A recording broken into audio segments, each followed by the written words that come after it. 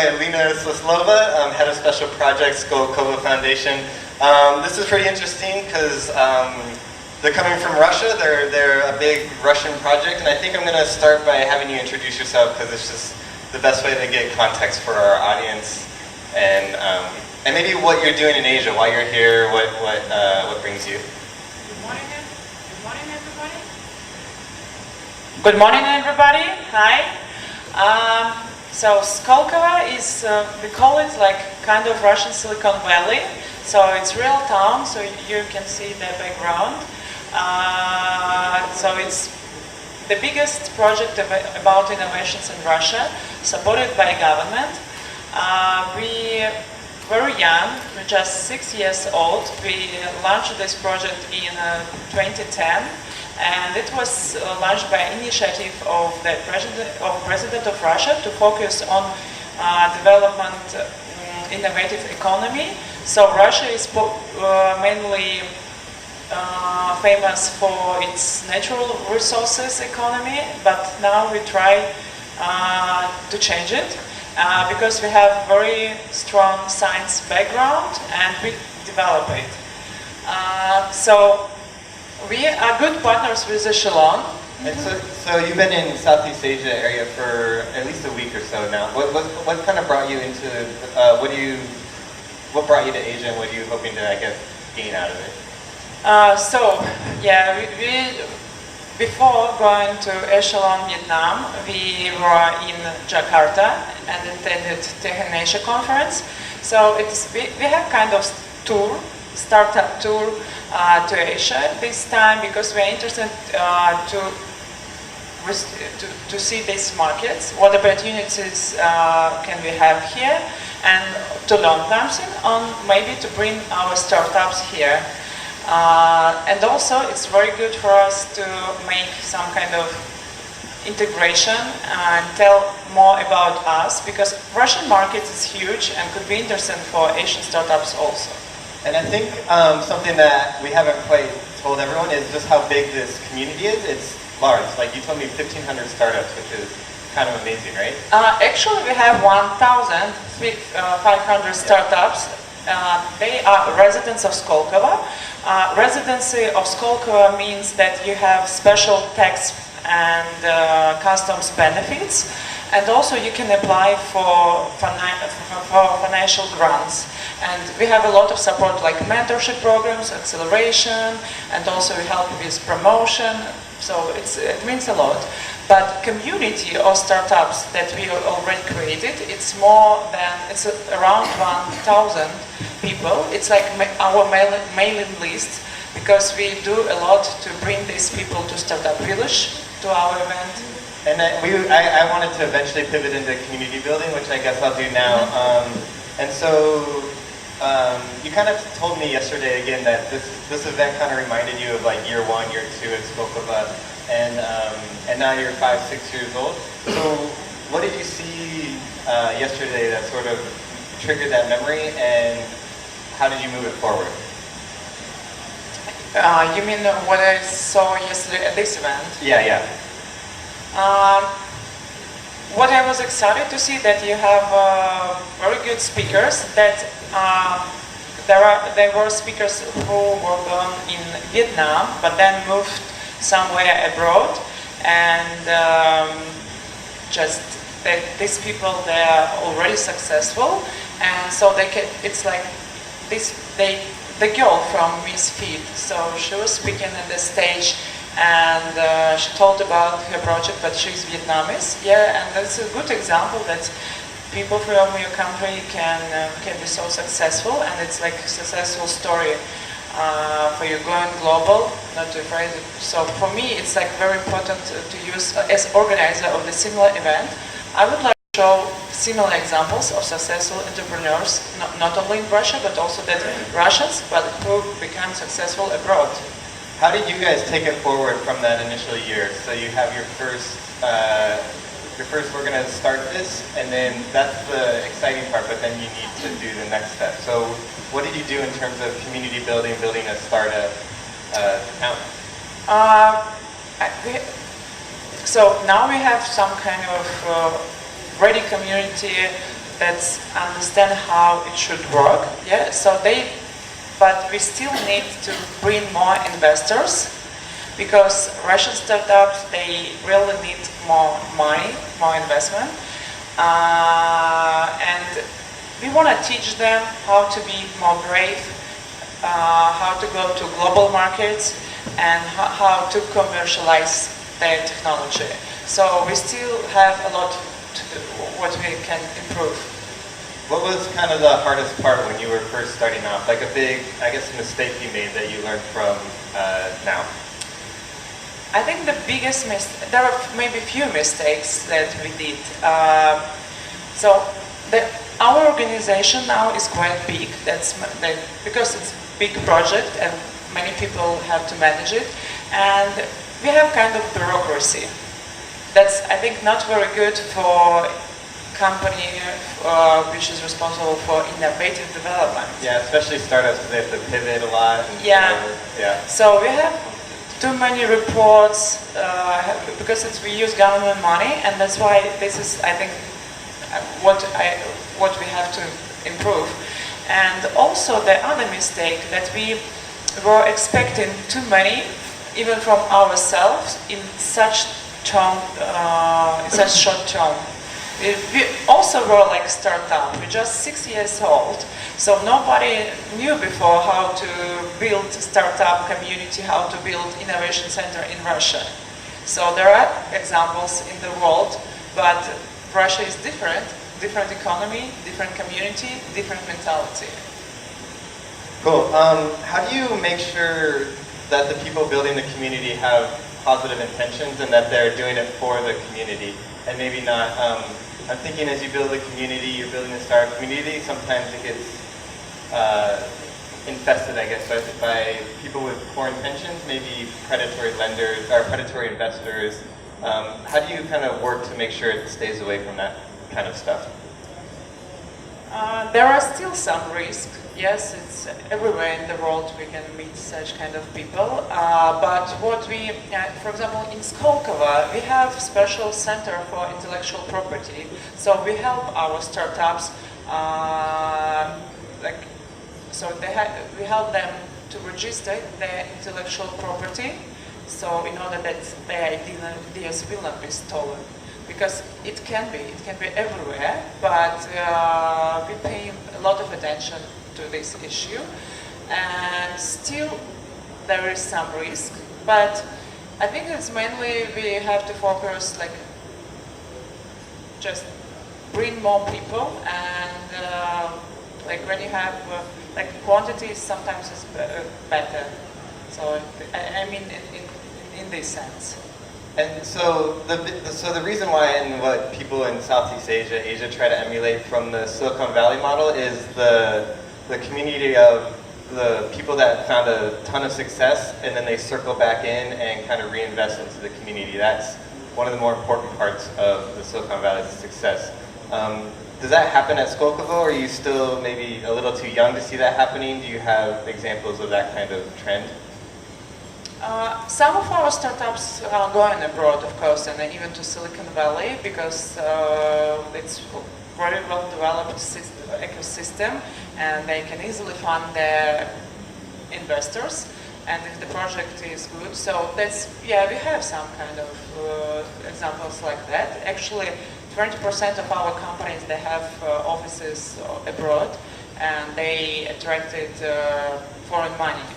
So yeah, but still, many of them try to develop and try to develop their companies inside our country, inside our market, and our government is interested in it because it gives new workplaces, so it gives this economy is working. So we are not interested that many of our startups go abroad, but we still understand that the world is global, and we can keep them. So a global world, we're at the Vietnam. If after this one of the startups kind of approaches you and wants to chat about it, what would Asia and Vietnamese startup kind of be able to partner with you guys about? Like how would that work? We have a special program, soft lending program for foreign startups. That's companies which are interested to come to Russia, we help them with soft landing program, like we can give them our offices, and for first time it's very cheap, and also we help with the law issues, with tax issues. So this is we especially did it. We especially do it for foreign startups because it's in Russia the system is a little bit complicated, but in Skolkovo it's very easy. So if you want to go to Russian market, we can easily help with that. What should I as a Vietnamese entrepreneur know about the Russian market when I'm trying to enter it? I think that there is a difference between Vietnamese and Russian market, but we still have something in common because not everywhere people can use internet because you have also rural areas, some villages. That's why still you can go there and create something like e-commerce. Yeah, that people can use this because they don't in rurals they don't use a lot of this like payment by cards, and so there is still a lot of free niche and when you can come and develop. And also what interesting, you can cooperate with Russian developers, which I think it's a good opportunity because Russian developers are one of the best in the world. Can I ask you about that? Because that's kind of a prejudice of mine. I guess it's a positive prejudice, but yeah, I tend to, when I think of Russian developers, I think of they're some of the best in the world, and a lot of companies here either bring in Russian developers or outsource their development team to Russia. Do you know why that is? We have very good education, so there are a lot of universities, not only in Moscow, but also in other big cities in Russia, that have very strong mathematics and physics background. So that's special programming departments. That's why our developers, the students graduated from these universities, are so strong at these skills. So the focus then for markets that want to reproduce that is on the universities? If you want to go find some good developers, young and cheap, you can go to the universities and look for them there. But actually there is some kind of base, I think so. I would love to hear this because Russia's a big country, fantastic developers. Why is it not maybe develop the scene that we've had on Silicon Valley or China, where the reputation of being China and Silicon Valley, the two best startup ecosystems in the world? What do you think? Is it just time? What's happened with why Russia hasn't quite gotten up there? I think the first issue is that we are too young. So because Silicon Valley, it's existing from 50s. Yeah. So Beijing, I think that Beijing Technoparks, they are more than 20 years old. So we just need some more time to come to success. We are already very successful, not only in Russia but also abroad. So our success is success of our startups when they start sell their products on the market, and when they grow. That means that they are already kind of not startup, they are high-tech companies. I think in a few years we will have such companies on the market and they become well known. And we have very good projects that are really about know-how, so very unique. Not only about IT, but also they have the projects which have very strong scientific background. For example, high industry, nuclear technology, space and telecom. So I think our innovation center is unique because we focus on in such areas like biomedical and pharmaceutical technology. So, and it takes time because it's not just to launch an app or website. It's you have to make real strong scientific research. Do you mind maybe, because I think this is a pretty cool event, explaining the event that you had and you were saying in your hometown where it just sounded amazing? Oh, okay. So we have Startup Village, which we organize in Moscow, right at our territory. But this year we decided to go to another city, and I brought this event to Vladivostok. Maybe you've heard about it. It's not so far from Asia. It's located on the Sea of Japan. Skolkovo has there a representative office, and we work with startup there and also develop startup community. And I call this event Startup Village by the Sea because actually event was we hold it on the sea in the yacht club, and it's our distinguished feature that we always do Startup Village open air. And so this year we did this event like for 500 of people, but next year we would like to expand and to bring more people from Asia. That's why you're all warmly welcome. You're welcome to Startup Village in Moscow in June and Startup Village by the Sea in September. So we guarantee that the program will be amazing, and not only about in Vladivostok we will not have only like just conference program. So because we will cooperate with local rock festival, and we will do. So like South by Southwest. Yeah, that's right. This very famous event in Austin, and yeah, it has in the US. So it will be not only about startups and business, but also about music, production, cinema. So for creative people, and during evenings we will have rock concerts from the bands all around the world, and especially from Asia. This is kind of crazy, but you attended 450 events in the last year. Not you personally, I mean, that would be insane. But made me tired to think, I wrote this down in my notes, made me tired just to think about it. So what's the strategy for attending that many events? I told before that we have like five technology areas. So we participated in many events because we would like specific events, in different industrial areas.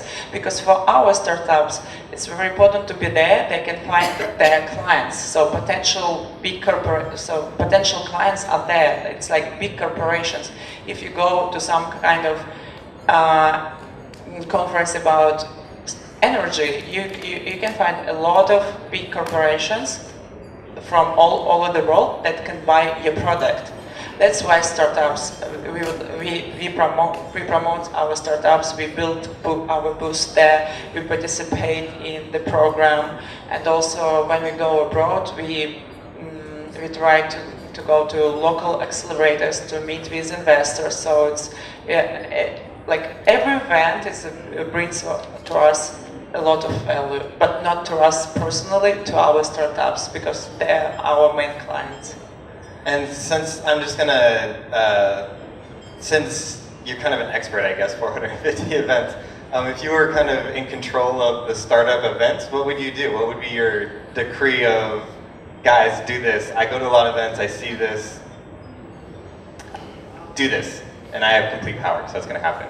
You mean what to say to startups? Or? Yeah, just what to look for. What's the positives and the good things when you in these events that we all try to run and pull off? The main advice I want to give to all people when you go to event, be brave and to meet with new people. And it's not only about your professional interests, because you just can meet interesting people that can become your friend. So it's all about networking, and every event it's opportunity to meet extraordinary people from all around the world. So that's why I love my job. Cool. I think this is kind of interesting from a startup perspective, because a lot of companies, especially when you're in your first year or two, you're like the CEO or CTO or whatever, you run everything in the tech, but then once you start to grow, your role in the company changes and you start to grow or adapt along with the company. So maybe if you could use yourself as an example, because you've been kind of there from the ground from Skolkovo, as it grew from nobody knows of us to 1,500 startups, 450 events. What have you learned, and I guess what have you noticed personally, professionally, over that 6-year kind of growth?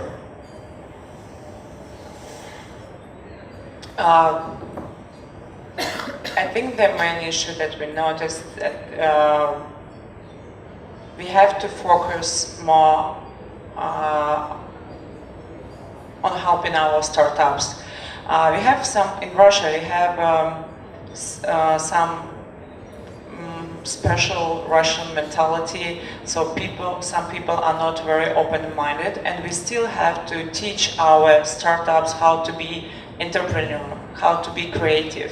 So, because they are very good at science, they are very smart, but still there are not a lot of people who can go easily to investor and sell their projects. So that's what I don't know how it's in Vietnam, but what I really we have to focus more and more, teach how to be entrepreneur, and how to be more brave, how to be more global-minded, and not to be afraid to make mistakes, because there is a lot of fear to fail up, but it's everywhere, in every country you can fail. It's all about startup entrepreneurship. What do you think is the best strategy if your company does fail? Is it to take a second, or is it to jump right back into the fire or pool, depending on your opinion of startups? So Skolkovo doesn't have a chance to fail because we're already like on our halfway. But I'm talking about our startups. We understand, like every venture capitalist, understand that he invests money and there is a risk. So we also understand that we give this money to startups, we give them support, but only like 10 or 15% will be successful, real good companies. So it's because it's all about this role. This is kind of only the strongest, but still we want people keep doing. And so, okay, if this startup fell up, go ahead, try again. Okay. So just using what you guys have done as kind of an example, us in Southeast Asia, when we always talk about community building and build the community, and it's kind of a platitude of a word that doesn't really mean anything specifically. And so sometimes I personally think we're a bit like a dog chasing a mail van. We're like, we're doing it. So I guess for you guys, since you've sort of done it, what's the next step? So we can maybe take some advice, and when we do catch that mail van, know what to do with it.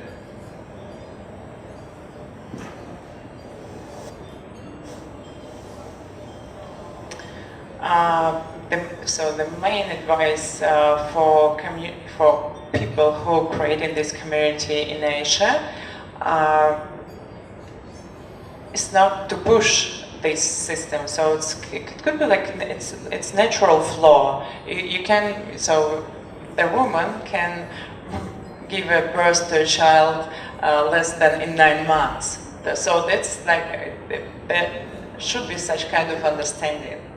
So just keep doing, but keep it like very smoothly, like that. Cool, and we're actually running out of time, so I'm just going to end on this one. So what can us in Vietnam learn from the Russian startup ecosystem, maybe the ecosystem as a whole? And then on the flip side, you've been traveling around for quite a while now. What learnings do you hope to take back home?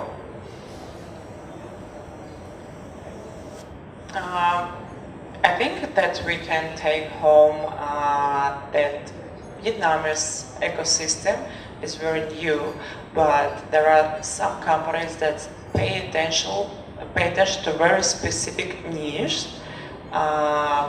So, okay, maybe you have still, it's kind of like you pay a lot of attention to develop e-commerce. We have in Russia. It's we can improve it.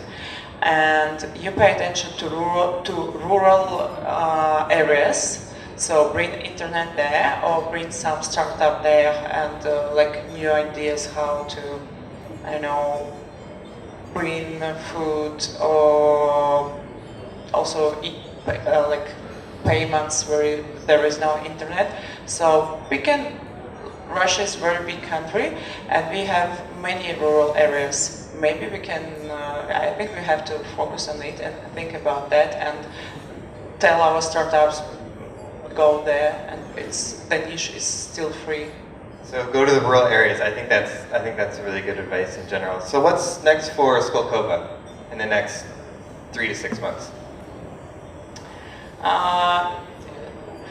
In a week we will go to Slash conference. It's the biggest conference in Northern Europe, and we will bring there our startups, because every year we participate in it, and it's good opportunities for our companies to be presented on the pitch stage, and also to meet with many startups. And next year we will have big plans. We have big plans regarding this Asian tour. So we would like to go to another countries like Malaysia, Taiwan, Korea. So because we still we're really interested to become partners, to bring our startup there, and also to bring people, investors, speakers, startups to our events, to our ecosystem, and to become more global. Awesome, and Echelon 2017 too. Thank you, Alina. Thanks for your time. Alina Soslova, Head of Special Projects, Skolkova Foundation. And I'm Kevin, so thank you guys. Thank you.